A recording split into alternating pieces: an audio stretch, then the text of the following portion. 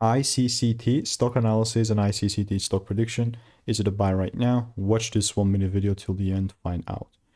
As I'm looking at iCoreConnect, 16% correction is a bit, you know, like I'm not saying it's small deed, but still something.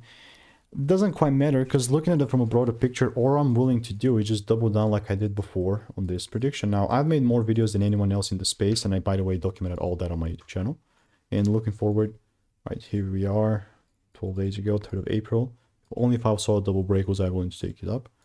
And since we're now sitting here, let me show you my current idea. It's the same thing. It's the same thing. But unless I see this double break confirmation, then guess what? I'm just not going to buy.